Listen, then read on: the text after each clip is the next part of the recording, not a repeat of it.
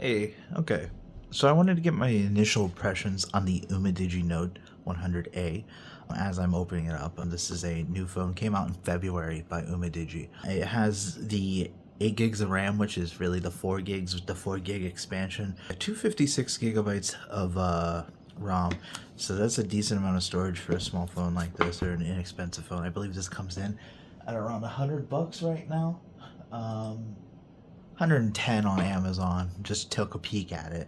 This is the Unisoc T615 CPU along with the Mali G53 MP1 GPU. Now, one of the cool things about these phones, the Umidigi phones, is that one, they always have a unique design on the back, like the way that it looks. They keep reiterating over this to find something that's nice. But they also have the screen protector and the actual case, like an actual case, pre-installed for you. So you don't really have to worry about that, which is nice because, you know, with a non-standard phone, it's kind of hard to find those things. So we'll go ahead and peel off this mask. That's the final mask of the application of the screen protector. And then you can see it's just a really nice phone. I've had a handful of Umidigi phones, and I always love whenever I get to play with a new one. As you can see, this is just a clear case, which I always liked those as a kid because I could put whatever I wanted in the back. This is also one of those phones that has 2 SIM cards. It's kind of standard for this price range. While that's turning on, I want to check what else do we get in the box. I'll set the mobile network up later. We have a little warranty card, nothing too crazy. Quick start guide. I'm pretty sure I understand how to use Google, like phones, Android phones. Just a power adapter, 5 volt 2 amp, not bad. I like the red cable, but that's because I just like colored cables. And a little SIM tool, and that's it.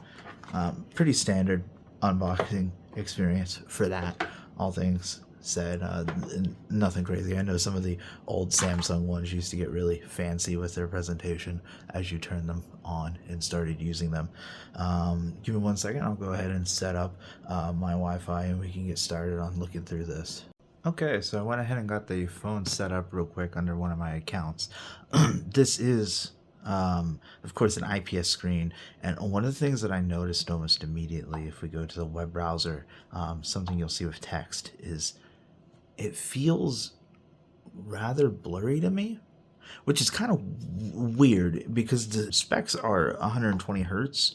And to me, maybe I'm just spoiled from OLEDs and everything. Realistically, it's not as bad as like some of the monitors I've used on my computer though. And the screen itself is plenty bright. I don't really have too much to say about the apps installed except for the BJoy Android keyboard is a little bit weird to see that on here, along with the service center, which just has some Umidigi customer service stuff. Apparently you can shop here, your manuals are here, and there's a brand intro, which is interesting enough if you want to get to know Umidigi. Established in 2012, I probably started buying them around 2019, 2018. I guess it's cool if you know, grab one of these phones and you find out that you actually really like it. So let's go to their camera app that they have. I don't think my camera needs to make calls, guys. Alright, I guess my camera has to be able to make calls. Switch mode, start swipe, or click the mode name to switch. Yeah, I think this is the same one, that pretty much the same as everywhere else that you'll see. So your video, the pro mode, you can get down to your ISO, autofocus, shutter speed. You can change shutter speed on this. That's actually kind of cool. It has 3 cameras. The one up here is an 8 megapixel selfie camera. The 2 back here, one is a 13 megapixel normal camera, and then the other is a 2 megapixel wide lens. So we can flip that around real quick. If we go back to capture mode, and then I can pull out something a little bit interesting, like the Soyuz phone, and we can just take a picture of it. It isn't exactly the most detailed, but it seems like this is a very usable camera from in here. Immediately, you can see it's got a watermark on it though, which is a little bit annoying. You'll want to make sure to take those off but it seems plenty detailed. This thing's just been sitting on my desk, so you can see that it's kind of dusty, and I used to take it outside to set it around and take little photos. It looks pretty nice though. The colors are all right. I do think it's a little cooler than what this desk is. You guys are looking through my Note phone, and you can see that the colors on this, although they look nice, they're definitely a bit cooler in comparison, but that could just be the screen also. I'm going to take a moment and I'm going to get some different games and apps set up so that we can run through those. I'm also wanting to come back after taking this out for a weekend with my SIM card in it and just see how it works as a regular phone. Maybe use our FM radio a bit. Okay, so I wanted to get some gaming benchmarks, and the Umidigi Note 100A being a phone that has at least 4 gigs of RAM, I knew that it should be able to pull off some Genshin.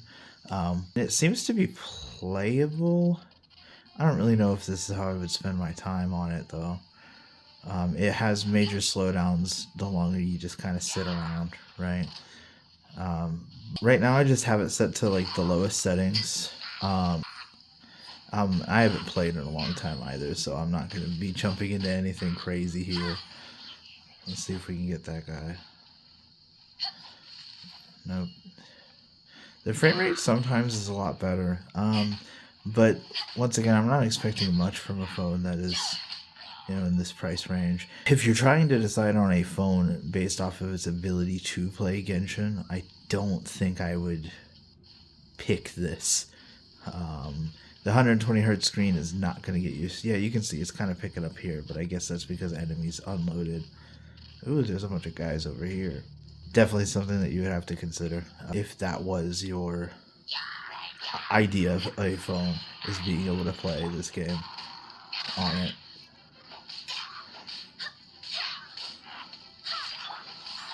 I don't remember the elemental of the different characters. Oh, is that a block button?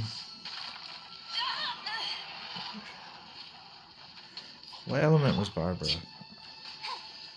If you need to make it work, I guess it can work.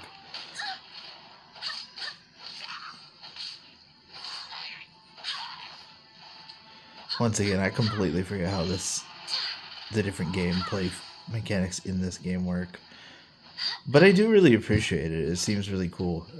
I got into it like a little bit after I initially got into like Breath of the Wild, because of the similar gameplay structure it felt like it had. There we go. Get some damage.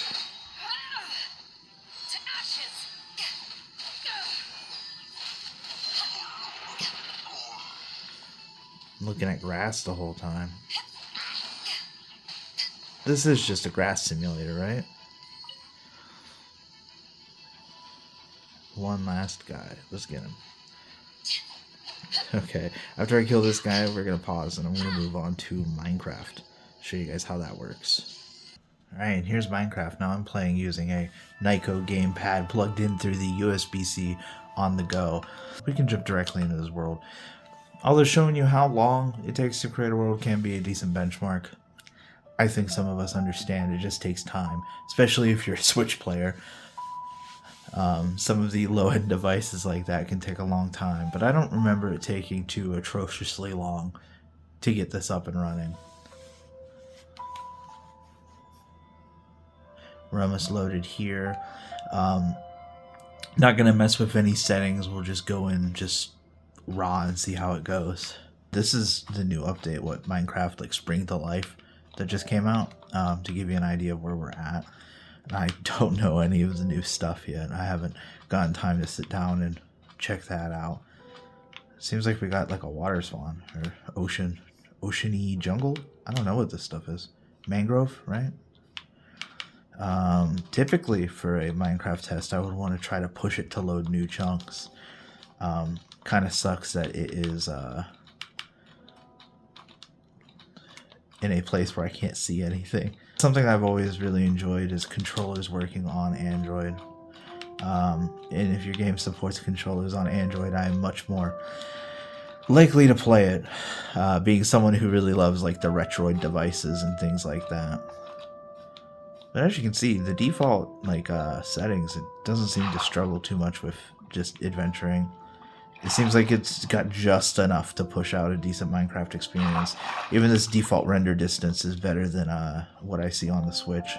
And this is a game that you could probably actually enjoy the 120 hertz screen. Let's go jump over to the settings. We've got beautiful skies, smooth lighting. We've got render distance of 8 trunks and a frame rate of unlimited.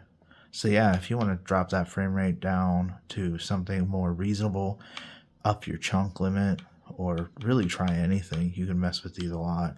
I would probably drop render clouds, beautiful skies, and smooth lighting just so I can get more render distance or a better frame rate. It's weird that it stops at 60. I wonder if unlimited is actually getting that 120 hertz.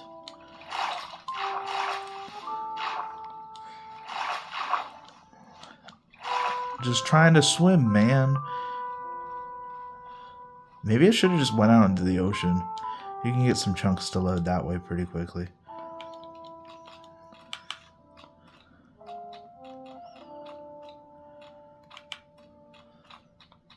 Alright. Well, that is Minecraft. I think I might have one more game that I want to show you guys. Probably going to jump over to Stumble Guys, just since it's something that also supports controller. And it tends to be something I install on all my devices for my kid. We moved over to Stumble Guys, which is a Fall Guys clone that I like to keep up for my daughter and I to play. It's really nice that it's on everything. I think it's on Xbox too and PC, so I have it on my Steam Deck, keep it on phones, and it's just a great way for everybody to have fun together, especially whenever I'm visiting like family. Very simple, but it does have controller support. And I'm looking through the camera, and it's causing me to play like absolute garbage. These are the default settings that it had, so I'm not exactly sure what it's running, but it looks very smooth. I don't see really any performance issues going on here, but it does seem like it is designed for being very accessible, which is good. Party games are great whenever everybody can play. Alright, so here was just some pictures, some samples of the photos that this kind of camera takes. I wasn't able to do a whole lot, but I do also have these videos. I was using this to record myself while I was testing out my RAM. I'm not really the video says that it's 1080p, but I'm not really certain about that, just because if you look at the way that the siding on my house looks, it just looks very crunchy. The audio though is fine, and it tends to at least give you usable pictures in low light. If you go back to that bowling alley photo, it's definitely something that's usable, but like I had said before, I would not recommend this for its cameras. So I wanted to give some closing thoughts about the Umidigi Note 100A. It's a very decent phone, all things considered. I don't think that there's anything particularly wrong with it. The fingerprint sensor works great. There's a weird look to the refreshing, but I think that's just because I'm spoiled by OLED screens. I think after playing some games and getting used to it, I don't have any problems with it. The battery life is pretty excellent. I went through, all my usage Saturday and had no issues with it only dropping like 20%, if that. It is a 5,000 milliamp hour battery life on this simple little thing, so that's not awful. Some of the standout things are things like Android Auto worked with no problem, but my Messenger call audio on Facebook Messenger has been absolutely awful. I used CapCut to edit some things on it, and that worked like you would expect CapCut to. Overall, I think that if I had $100, $110, and I was looking for a phone that was reliable and worked with our 4G bands over here in America, I would definitely consider Umidigi. I always do. Phones that they put out, I can always rely on them working. I think I misspoke earlier about saying what the smaller camera was. It's a depth camera. It does that thing where it has a main camera and then a camera that captures like the blur. So you can get some interesting looking portraits, but the main camera, I think it was only 13 megapixels. Yeah, that's not really enough to make that worth it. If you're looking for something to take good photos and videos, I would not recommend it. This really is just if you need a reliable phone on a budget, reliable and unlocked. Overall, yeah, I think in the $100 price point, I would recommend Umidigi. I would recommend the Note 100A. Maybe save up a little bit more and see if you could get one of their better phones that have the better megapixel cameras. Definitely, I think you deserve it. Or save up even more. But at that point, you're probably not looking in this price range.